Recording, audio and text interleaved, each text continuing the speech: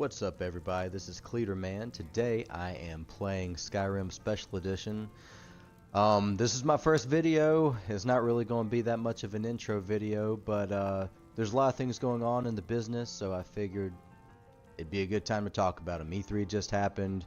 There's been some news coming out about Microsoft's new Xbox and whether or not it has actual 4K, true 4K gaming, but anyway, some interesting videos today. I was watching Pretty Good Gaming, and evidently there was somebody from Microsoft who put it out there that they are going to basically make one of their versions of Horizon Zero Dawn, and I just thought, wow, that's kind of an interesting way to put it. By the way, I thought I'd give y'all a tour of the Elysium Estate. If you have not looked into the mods in Skyrim, oh man, there's a lot to look into. So anyway, yeah, that's poorly worded at best. And if I ever figure out how to link things in the description, you know, I'll do so. But that was Pretty Good Gaming. Those guys are a lot of fun. Pretty awesome guys. Also from ReviewTech USA, I watch a lot of Rich. He had an interesting story about whether or not Microsoft is actually able to produce true 4K gaming. They're using some kind of checkerboard rendering. Digital Foundry made a video on it, and I believe it was for the Anthem game. That may be the one specifically that they used to show that they're using these different techniques to compensate. I'm assuming a lack of power in one way or another. I don't know much about that. I do know that the GPU is a lot stronger, but the CPU is what it comes down to when you're talking about AI, multiplayer, and all that stuff. Maybe frames per second. No, I'm not sure about all that, but in any case, the thing's $500. I'm not going to be buying it. Maybe when the price drop happens, I don't know. Maybe if it has some games included with it. That's how I actually played the last couple of Assassin's Creed games. So yeah, E3 just happened, and a lot of people are pretty high on Ubisoft and what all they produce. There's a few games that I'm interested in. Assassin's Creed, yeah, the new one looks pretty cool. I have not decorated this much. I got one dude with a helmet and a couple of swords. I'm gonna go ahead and venture out here. But anyway, this is so cool. So yeah, the last two games I got bundled with this Xbox. Got it on Amazon, and I waited a year to get this thing, you know, since they released it. I normally always wait a year. I wait for that first price drop. I played the pirate one a little bit. You know, it was okay because I didn't really have any other games for it. And I don't even want to say I played Unity. That game was such a mess. I never got into anything. Maybe I did 3 missions. I don't know. The controls were sticky. It didn't feel good to play. I wasn't interested in it. The new setting for Assassin's Creed is pretty awesome. The way they've changed the combat is probably going to be something that gets some people who haven't tried the series out. They have a loot system now, a real loot system. There's levels, there's rarities now. So you get a better look at it like that. So I think a lot of people, you know, would be interested in that. If they say it's Dark Soulsy combat, I don't think it's going to be as difficult, but I think they'll take things from that. So they're not going to try to scare anybody off. They want to add hardcore gamers. They don't want to turn away the people who normally play their stuff. But when I was looking at some of the gameplay, and I know there's only so many game mechanics, there's one thing they are really stuck on. Whether it's a drone or an eagle, they really want you to plan out where your enemies are, how to attack them, and all that stuff. So, I mean, yeah, it's cool. It's really overused. I did not buy the Wildlands game, the Ghost Recon Wildlands game. I did play the beta, and it was fun for a little bit. But using that mechanic, that drone, and you upgrade it, it can fly a little bit longer, it can see a little bit better, see in the dark or something like that. I don't know. One thing that Assassin's Creed could do, if they don't make you use this thing all the time, I can deal with it. They also have Eagle Vision. And like this game, I did a mission for the companions where I went and assassinated a member of the Silver Hand, and I used a spell called Detect Life. And it made it cool where you can just kind of sneak around. I avoided people. I didn't go in there and kill everybody. I took out just a few people, one of them being the guy I was sent to assassinate, and I snuck right back out, and I thought that was really cool. Not having to go in and just massacre everybody. It felt like precision, like that's how it should be if you're going to do an assassination contract. But if I guess you could say that Eagle Vision is a game mechanic they've used, is basically the same thing as what I'm talking about. Works out really well, and you don't have to slow down so much to do it. Keeping it fast paced as I'm sneaking through some tall grass here, sniping elk or whatever I find in Skyrim. I don't know. We'll see what they do with it. The other two games, one of them is Mario and Rabbids Kingdom Battle. I'm not into those kind of games. I'm not really playing any Nintendo anymore, but I want to see Nintendo do well, and I'm glad they're bringing those kind of games to Nintendo. I think it's a good platform. It is what it is. They don't get by on graphics. They get by on ingenuity and good first-party titles. This is, I don't know what you call this. I mean, it's got Mario in it, but Rabbids, I don't even know who made that. Maybe that's a Ubisoft thing, I'm assuming. We'll see what happens. I don't think it's going to be a system seller, but I think it'll do well for the brand. I mean, they have their brand, but Ubisoft, I say Ubisoft. I know you're not supposed to, but that's what I'm going to say, Ubisoft. For me, this Assassin's Creed game is going to be whether or not I buy basically anything from them. I felt like I got burned really bad on The Division. I did enjoy it for about a month, and then I didn't get any DLC for it or anything, and I realized it was a waste. The allure to me was definitely not the combat or the gameplay. It was micromanaging your loot, your gear and all that stuff, and maximizing your output. I like to go with high tech, high damage. And, it was fun to play with the guys, but I jumped in, I don't know, a week or two after it was released, and we did not have that same kind of cohesive gameplay like we did playing together in Destiny. And by the way, this is going to be a Destiny 2 channel. When that game comes out, oh man, I'm going to be playing a lot of Destiny 2. I won't mention how much I played Destiny 1, but I definitely don't need to hit anywhere near that mark by the time I get to 3 years into it. I guess that's why I kind of wanted to do this in the first place. But anyway, there's other stuff that happened in E3.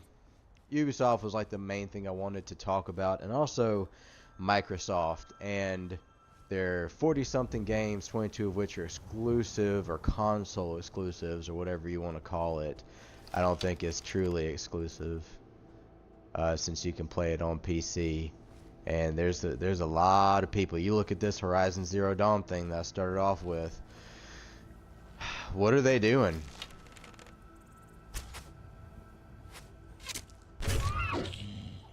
I'd love for them to knock off Horizon Zero Dawn. I'm not gonna go buy a PlayStation 4 or PlayStation 4 Pro or whatever.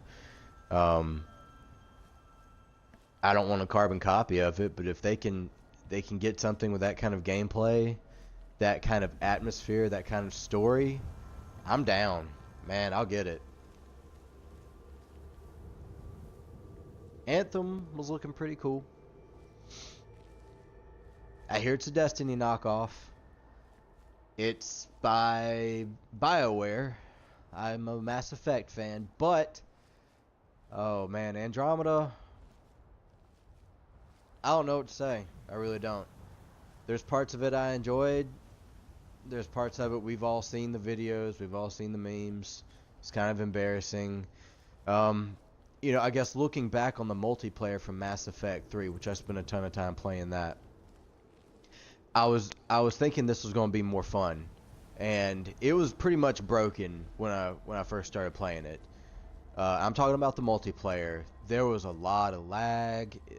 Things didn't register. It didn't feel right. It was a mess. I played it since then, but I don't have that same draw. I think they need to do, you know, with the loot system, whatever. Open boxes, spend your own money if you want to. If it's pay to win, in this case, I think that's fine because it's not player versus player.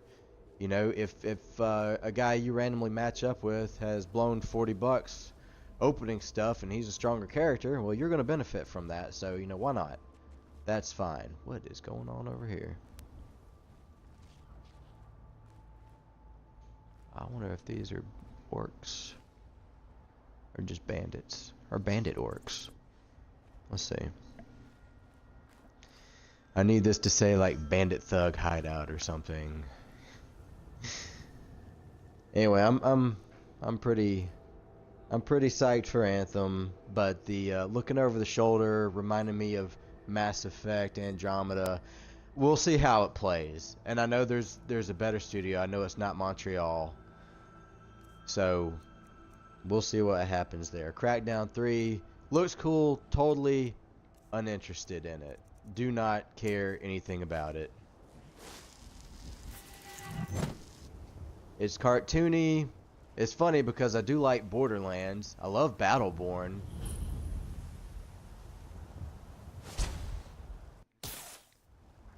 But there's just something about how they did this, and I'm finally hearing something about the cloud again. Yeah, that's another thing.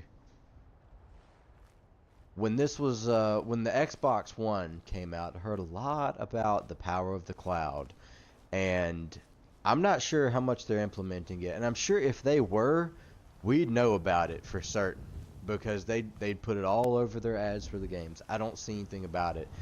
This game is the first I have heard about it. We'll see what they do. I'm not getting my hopes up. For how, you know, from my excitement of that game, it's not my cup of tea. Then there is the Lord of the Rings game. I enjoyed the first one, and I never finished. I never even got to the second area. It's cool, but it can't keep my attention. The gameplay is pretty fun. Some of the mechanics are kind of sticky. It does feel like a Assassin's Creed kind of game, and I know there were. Yeah, you were just hearing things. There you go. I'm going to find whoever did this. You're gonna die.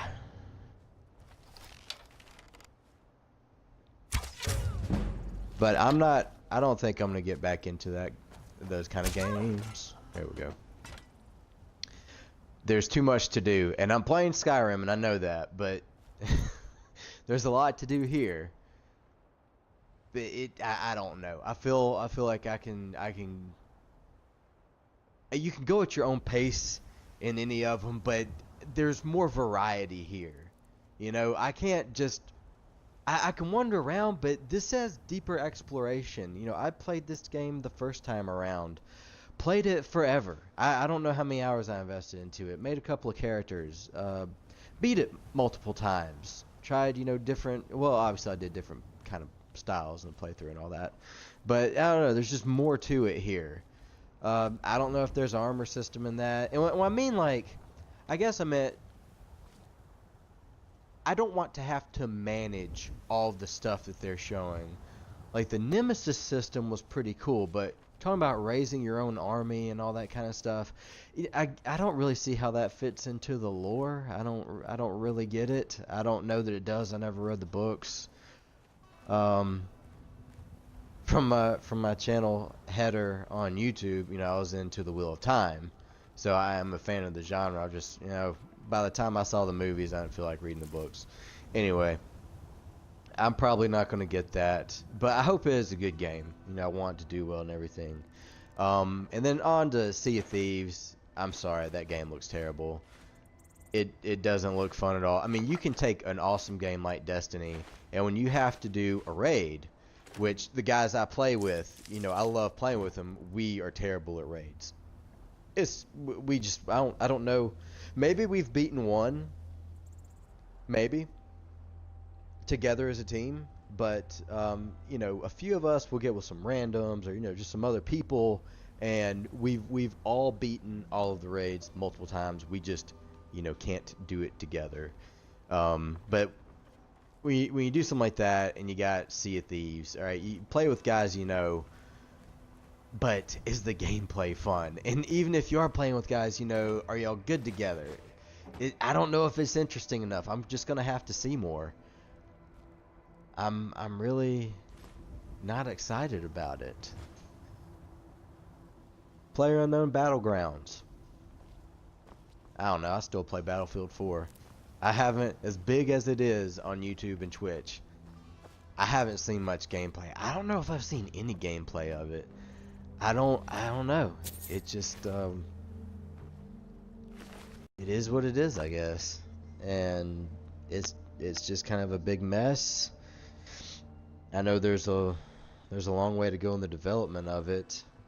I mean, obviously it works, but it is one of those games where you buy it, before it's truly released. They're still working on it, and I don't think they'll do it with this game because it's really, really popular. But there's been some other games where they've never they never finished the product despite people bought it or whatever. And I guess that's in the disclaimer. But I don't know. Those kind of games, it just doesn't do it for me. And then we got Metro Exodus. I'm very, very intrigued about this.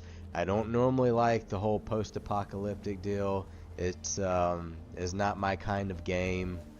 The graphics were really awesome. The gameplay looked awesome.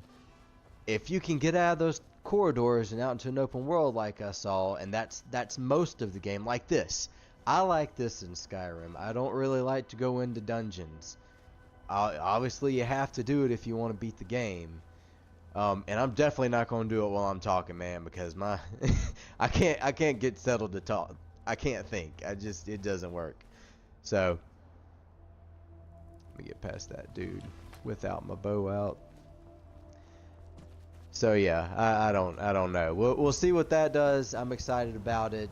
I don't know if I'll buy it, but I'll probably watch some gameplay of it. And pretty much all of these games, I'm going to see the reviews. I always like to watch it, even if it's a game I'm not really interested in, just to know what's going on. Thalmor. I can't stand these guys, but I really don't want a bounty on my head. Every once in a while when I see one of these patrols, I kind of follow them for a little bit, and then if one of them lags behind for whatever reason, maybe they get stuck on some geometry or something, I'll take them out if nobody can see. Cannot stand these guys. And I'm playing as a Dark Elf, by the way, so, I don't know anybody besides Thalmor who like Thalmor. So, back to the Microsoft deal. The original Xbox compatibility. I am excited about that. I have kept some original Xbox games. I've got the Knights of the Old Republic games. Hey, watch what you're doing. Come on. Oh, that's interesting. Teach you to mess with me. Let's see. I've got the Obi-Wan game. I don't know if I kept Fable around. I don't really care to play that again. I am excited about that. What's the other one? There was a first-person shooter game where Republic Commando. I kept that one as well. Always enjoyed that game. I've come back to that. You know, in the last year, I think I played that again. I was showing that to my son. But anyway, that's pretty much the long and short of it. I know it's just basically a big rant and some boring gameplay, but this game, I've downloaded some mods. I've downloaded a lot of mods actually, and I'll go over that real quick, just in case anybody's a Skyrim fan and they're wondering why everything looks like it does, and you know, maybe you haven't gotten the special edition. Well, I think this would be something to come back to. Let me stop here.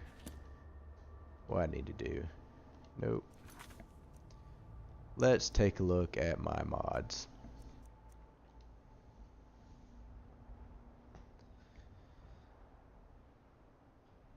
I know a lot of people, and you know, basically the people I'm sending this to, and you know, asking them to click the like button, they don't know what I'm talking about. So you know, if this ever gets traction, that's who I'm aiming for here. But anyway, if you're gonna get this, you have to get the unofficial Skyrim Special Edition patch. It's just a must. It does, you know, all the bug fixes and all that stuff. I think pretty much everything's compatible with it. It kind of has to be, really. Rich Merchants of Skyrim. There are other ones that actually might be better than this, but this is good enough. I don't feel like looking for something else and all that and re-downloading it and having some kind of weird compatibility issue. 50% more perk points, pretty awesome. Every other level you'll gain an additional perk point.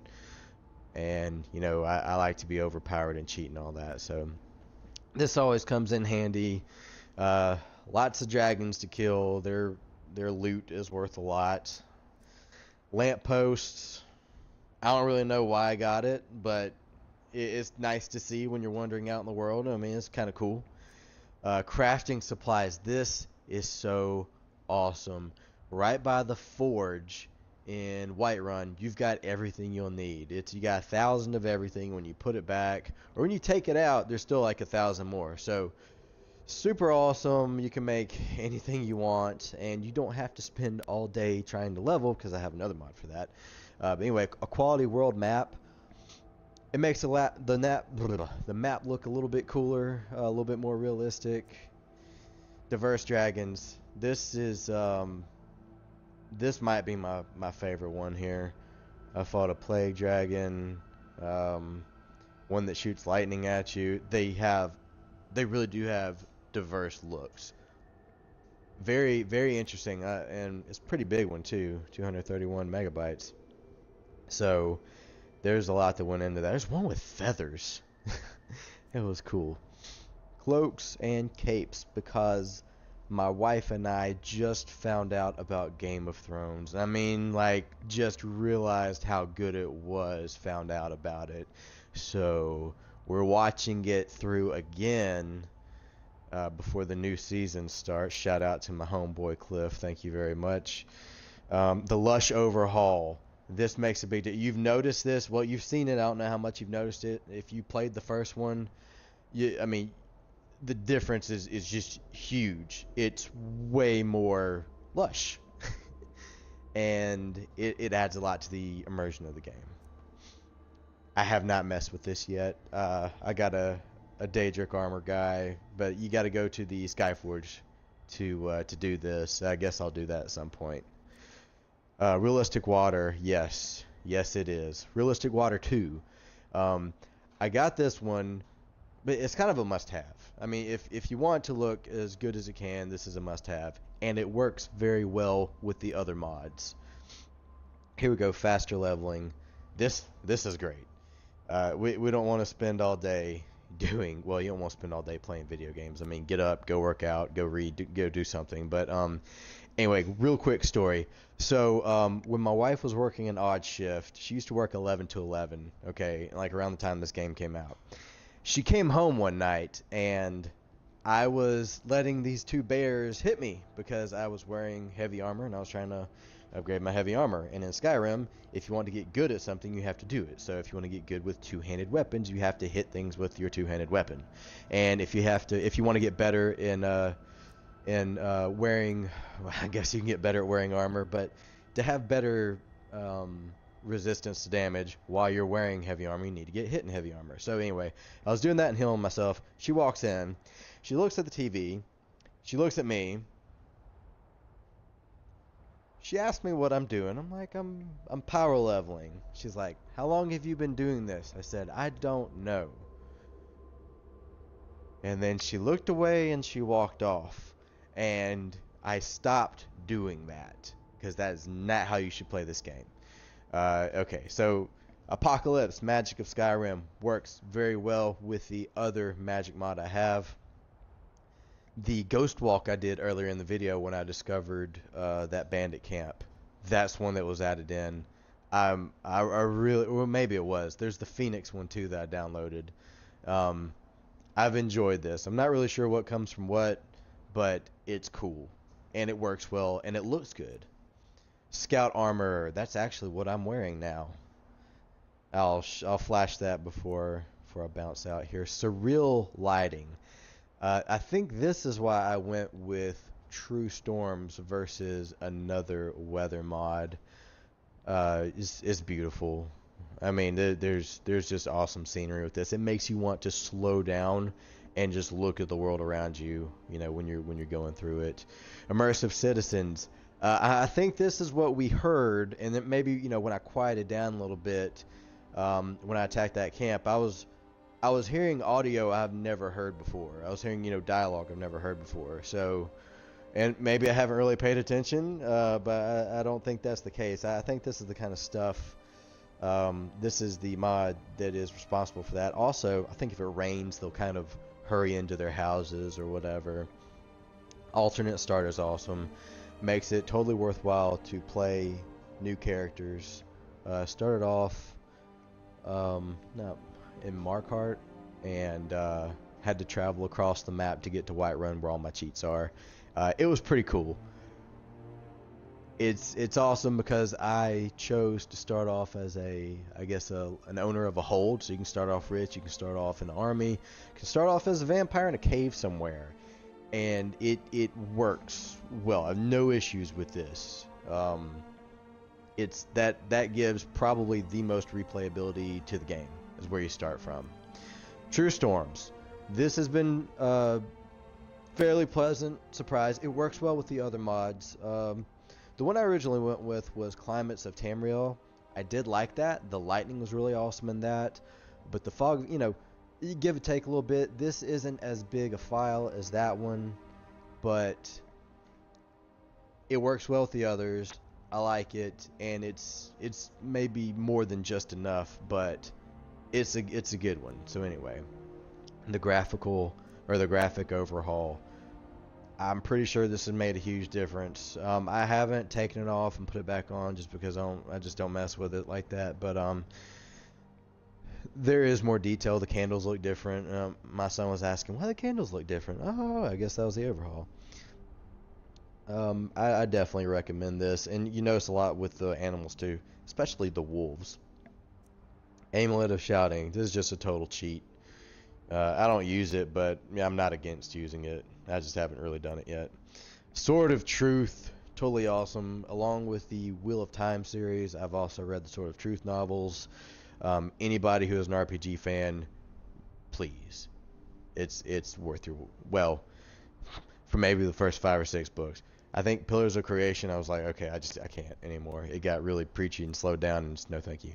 Bosmer Armor Pack. I have, my other set of armor is Bosmer Armor. It looks really awesome. I kind of enchanted that to be more of a magic archer kind of deal, and my scout armor is more of just like a bow and a sword. So, looks great, and I'm a dark elf, so of course I'll have it.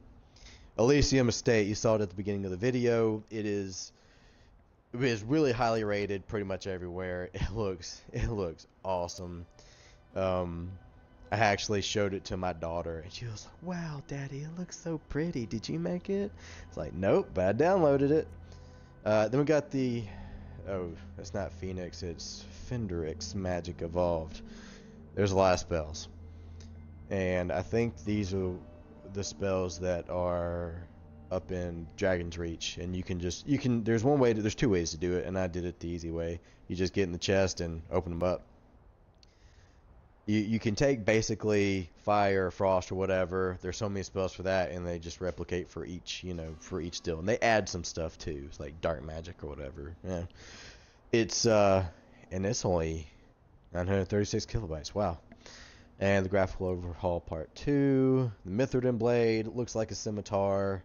I read the Forgotten Realms series, the Dritz novels, so I kind of wanted one of those. But yeah. Anyway, that is that. This is the scout armor with the Bossamer hood, or maybe that's the scout hood. I'm not sure. Anyway, the armor looks awesome. Let me stand them up here real quick.